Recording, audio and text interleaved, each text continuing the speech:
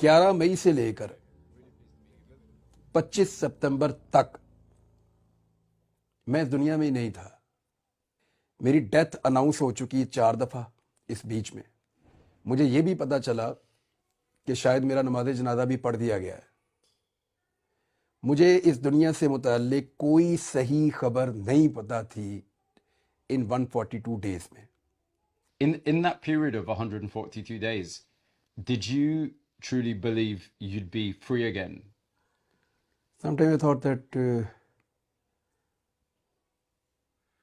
this kind of life is more difficult than death. और ये आसान नहीं था, मेरे लिए भी नहीं, मेरी फैमिली के लिए भी नहीं। They are still suffering. मैं बोल नहीं पा रहा था। वो जब मुझे सुनते थे या देखते थे तो वो खुद एक ट्रॉमा में रहते थे।